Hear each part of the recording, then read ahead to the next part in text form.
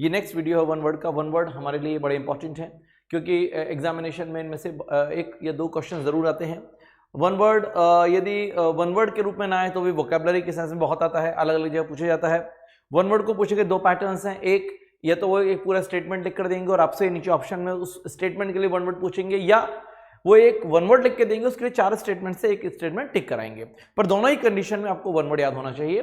तो now today we are talking about one word denoting marriages, शादी से जुड़े हुए वन वर्ड। अब ऐसे तो शादी मतलब बहुत सारे हैं, जैसे आप ब्राइड बोलेंगे, ब्राइड ग्रूम बोलेंगे, एंगेजमेंट बोलेंगे, ऐसे बहुत सारे वर्ड्स हैं, इन लॉज आ जाएंगे, परंतु वो वाले वर्ड वन वर्ड में हमसे नहीं पूछता, थोड़े से डिफिकल्ट वर्ड पूछता, बिल्कुल इजी वर्ड हमको वो नहीं देगा।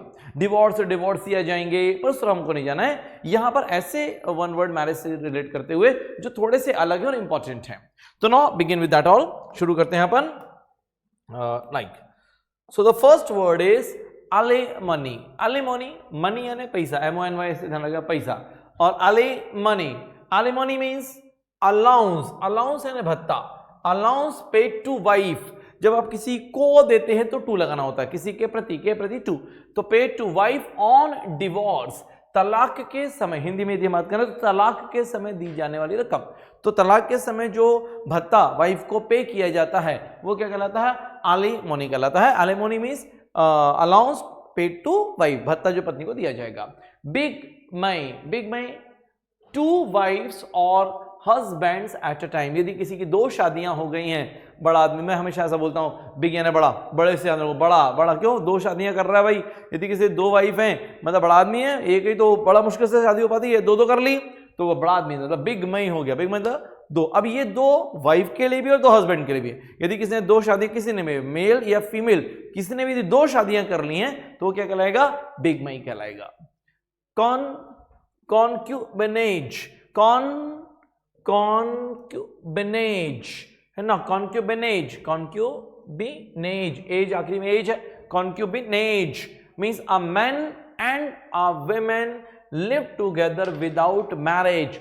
यदि वो लिविंग रिलेशनशिप आजकल होने लगा ना, उसी तरह का ये है।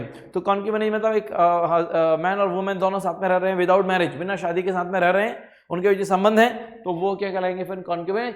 हालांकि इस वर्ड का यूज मैं थोड़ा सा, मुझे ऐसा ओपनली नहीं बोलना चाहिए, पर ये वाला जो वर्ड है ये रखेल इस तरह के लिए भी यूज होता है, कॉन्क्यूबिनेज।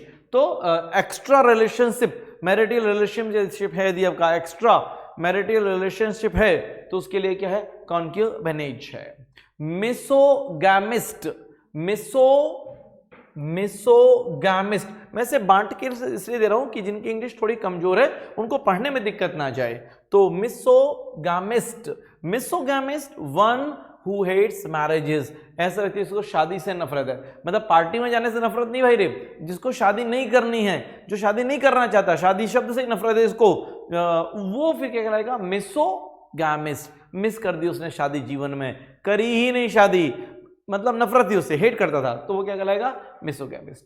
मोनोगैमी,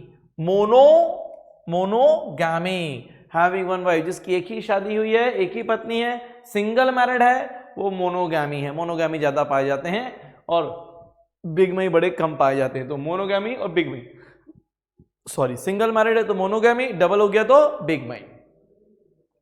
पॉलीगैमी, पॉली जो शब्द है, कहीं पर यदि पॉली आएगा तो 2, 3, 4 चीजों का कॉम्बिनेशन पॉली, जैसे पॉलीक्लिनिक हो जाते हैं। तो पॉलीक्लिनिक मतलब वहां पर एक साथ 4-5 डॉक्टर बैठ रहे हैं तो वो पॉलीक्लिनिक हो जाएगा।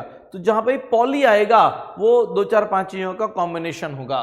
तो पॉलीगैमी हो गया भाई रे, मतलब ज्यादा हो रहे हैं, 2, 3, 4, 5 हो रहे हैं, means being married more than one wife, एक से ज्यादा शादियां यदि किसी ने कर ली हुई हैं तो क्या कहलाएगा?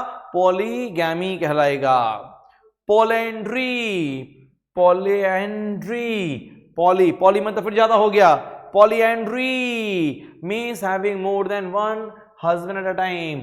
जैसे ये पॉलीगैमी क्या हो गया? ज्यादा वाइफ हो गई तो पॉलीगैमी हो गया, ज्यादा हस्बैंड हो गए तो पॉलीएंड्री हो गया। द्रौपदी 5 पति, पॉलीएंड्री। तो पॉलीगैमी और पॉलीएंड्री हमारे समाज में पॉलीगैमी बहुत मिलेंगे, पॉलीएंड्री बहुत रेयर होता है। Spinster spinster means an old woman है, elderly woman who is not married. अधेड़ उम्र की, हिंदी में अधेड़ उम्र की अविवाहित महिला, ऐसी महिला जिसकी उम्र काफी हो गई है, 45-50 के आसपास हो गई और शादी नहीं की अभी तक, तो वो जो विदाउट मैरिड लेडी है वो क्या कहलाएंगी? स्पिनिस्टर कहलाएंगी। विडो तो आप जानते हैं, हुज हस्बैंड हैज डाइड, यदि हस्बैंड की मृत्यु हो गई तो विडो विधवा हो जाएंगी। और widower whose wife has died, जिसकी पत्नी की मृत्यु हो गई है वो क्या कहलाएंगे? विडोवर कहलाएंगे। तो विडो और विडोवर, लाइक दिस। तो these are the few words relating to marriage, शादी से जुड़े बड़े इंपॉर्टेंट वर्ड है। इनमें से कोई ना कोई वर्ड एग्जाम में आपको मिल ही जाता है, बड़े इंपॉर्टेंट वर्ड कहलाते हैं ये। So that's all for today. लगातार आपको ऐसे वीडियोस और मिलते चलेंगे। Keep on watching, keep on being connected. यदि आप रेगुलरली इंग्लिश के इन वीडियो को भी देखेंगे तो आपको बहुत हेल्प मिलेगी एग्जामिनेशन में। इनमें से कोई ना कोई वर्ड आपको मिल जाएगा और जब भी आपको कोई वर्ड मिलेगा मैं आपको जरूर याद आऊंगा, क्योंकि ये वर्ड मैंने आपको बताया कि भाई याद कर रहे हैं और एग्जाम में आएंगे ही आएंगे। जितने भी स्टूडेंट्स ऑनलाइन क्लासेस की तरफ मूव करना चाहते हैं, ऑनलाइन वीडियोस चाहते हैं, सिर्फ 25 रुपीज़, 25 रुपये देकर आप ऑनलाइन के सारे वीडियोस को एक्सेस कर सकते हैं। तो 25 रुपये में आप सारे कोर्स सिलेक्शन वाला ऐप में जाकर ले सकते हैं। यदि आप ऑफलाइन क्लास की तरफ जाना चाहते हैं तो सिर्फ 500 रुपये पर मंथ देकर आप जो भी एक कॉम्पिटिटिव एग्जाम है उनकी तैयारी कर सकते हैं, चाहे वो फिर बैंक हो, रेलवे हो, एसएससी हो, व्यापम हो, एमपीपीएससी के जो बैचेस हैं उस पर भी सिर्फ 500 रुपये मंथ की ही फीस है। तो आप उसको देकर ज्वाइन कर सकते हैं। सिलेक्शन वाला की जो ऑफलाइन क्लासेस है वो जबलपुर में होम साइंस रोड पर अवेलेबल है। होम साइंस रोड पर आएंगे आपको सिलेक्शन वाला दिख जाएगा। Come and join.